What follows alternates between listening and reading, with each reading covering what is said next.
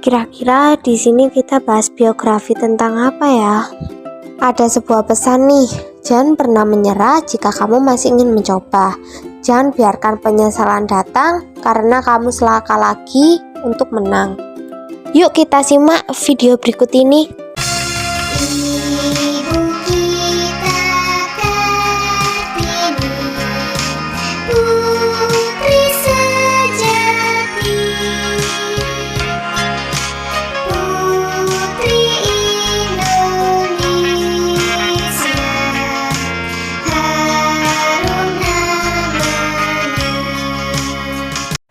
Kita semua pasti mengetahui lagu ini, bukan? Lagu ini berkisah tentang tokoh perempuan nasional Indonesia yang semasa hidupnya beliau tidak pernah lelah dalam memperjuangkan hak pendidikan bagi perempuan Indonesia. Oh ya, kira-kira siapa ya nama tokoh tersebut? Apakah ada yang tahu? Yaps, benar sekali. Di sini kita akan bahas biografi tentang R.A. Kartini. R.A. Kartini lahir tanggal 21 April 1879 di Jepara, Jawa Tengah. R.A. Kartini lahir di tengah-tengah keluarga bangsawan Jawa. Hal tersebut menjadi alasan mengapa beliau mendapat gelar R.A. yang merupakan singkatan dari Raden Ajeng. Namun setelah menikah, sesuai dengan tuntunan adat Jawa, kepanjangan dari gelar R.A. tersebut berubah menjadi Raden Ayu. Hari kelahiran R.A. Kartini diperingati sebagai hari nasional, yaitu Hari Kartini. Diperingatinya tanggal 21 April sebagai Hari Kartini, tidak lain untuk mengenang dan menghormati jasa beliau yang telah ikut berjuang bagi rakyat Indonesia, terutama kaum wanita, agar bisa lebih maju dan bersaing dengan bangsa lainnya. R.A. Kartini merupakan putri pertama dari istri pertama Raden Adipati Aryo Sostroningrat. Ayah dari R.A. Kartini merupakan putra Pangeran Aryon Tojonegoro IV. Meskipun ibu dari R.A. Kartini merupakan istri pertama, namun ibu dari R.A. Kartini bukan istri yang utama. Ibu dari R.A. Kartini bernama M.A. Ngasiroh. Beliau adalah seorang kiai di Telukawur, Surabaya. M.A. Ngasiroh sendiri bukan merupakan putri keturunan bangsawan. Padahal di masa kolonial Belanda terdapat peraturan jika seorang bupati harus menikah dengan sesama keturunan bangsawan. Itulah penyebab ayah R.A. Kartini menikahi Raden Ajeng Werjam, yang merupakan keturunan bangsawan dari Raja Madura. Setelah pernikahan tersebut, ayah R.A. Kartini kemudian diangkat menjadi Bupati Jepara, tepat setelah R.A. Kartini dilahirkan. Kakek dari R.A. Kartini adalah bupati pertama yang sudah memberikan pendidikan barat kepada anak-anaknya. Sedangkan R.A. Kartini merupakan anak kelima dari 11 bersaudara, baik kandung maupun tiri. R.A. Kartini sendiri merupakan putri tertua di antara saudara kandungnya. Kemudian R.A. Kartini bersekolah di ELS, Erupsleger School, hingga usia 12 tahun. Di masa sekolah inilah beliau belajar bahasa Belanda. Singkatnya, masa sekolah tersebut disebabkan pada umur 15 tahun, R.A. Kartini harus tinggal di rumah, karena sudah dipingit. R.A. Kartini sangat pandai bahasa Belanda. Dirinya mulai menulis surat pada teman-teman dari Belanda.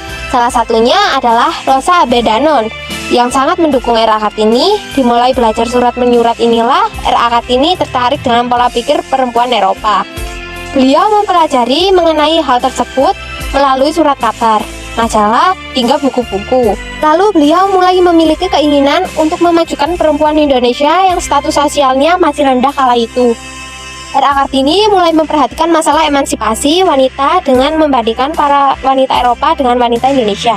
Baginya, seorang wanita harus mendapatkan persamaan, kebebasan, dan otonomi serta kesetaraan hukum. Hal tersebut yang kedepannya diperjuangkan oleh R.A. Kartini. 12 November 1903, tepatnya ketika R.A. Kartini berusia 24 tahun, beliau diminta menikah dengan Bupati Rembang saat itu, yaitu K.R.M. Adipati Aryo Sigi Jojo Adiningrat. Suami R.A. Kartini tersebut telah memiliki 3 orang istri. Suami R.A. Kartini sangat memberi pengertian tentang keinginan R.A. Kartini. Bahkan, beliau membebaskan dan mendukung R.A. Kartini untuk mendirikan sekolah wanita di timur pintu gerbang perkantoran Rembang, yang saat ini telah menjadi gedung pramuka. Dari pernikahannya dengan K.R.M. Adipati Aryo Sigi Jojo Adiningrat, R.A. Kartini dikaruniai seorang putra bernama R.M. Soesalit Jojo Adiningrat.